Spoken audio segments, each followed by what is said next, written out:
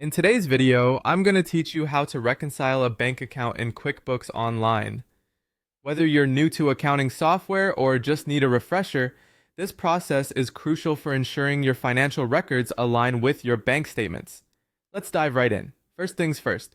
If you don't have a QuickBooks account yet, you'll want to head over to the QuickBooks website to sign up. However, if you already have an account, simply click on Sign In. You'll need to enter your login details, and once you've done that, go ahead and click Continue. You'll then be prompted to enter your password. Once that's input, click Continue again. Next, you'll be asked to choose the company file you want to work with. Make sure to select the correct file, as this is where your bank account information is stored.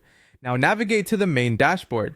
From here, you'll want to access your settings, which is typically represented by a gear icon at the top of the page. Under the Tools menu in the settings, you'll find an option labeled Reconcile.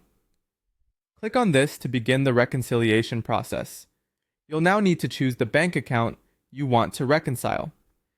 Use the drop-down menu labeled Account to select the correct bank or credit card account. This is an important step because each account must be reconciled separately for accuracy. After selecting the account, a window will appear prompting you to enter the statement information. This includes the ending balance from your bank statement and the ending date. QuickBooks may also ask for the beginning balance, so have your statement handy in case you need it. Next, click on Start Reconciling. This is where you'll need to match transactions in QuickBooks with those on your bank statement. Carefully check off transactions that appear on both lists. To make the process faster, you can use filters or sort the transactions by date or amount. As you work through these transactions, keep an eye out for any discrepancies.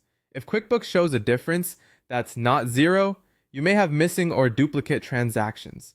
You'll need to add, edit, or delete transactions as necessary to correct these differences. Once the difference is zero, click on Finish Now. This step finalizes the reconciliation process. It's essential that the difference is zero to ensure your records and the bank statement align perfectly. Finally, review the reconciliation report generated by QuickBooks.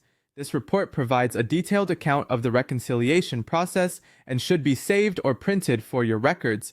It's a good habit to keep these reports on file for future reference or any audits that may arise. And there you have it, a fully reconciled bank account in QuickBooks Online.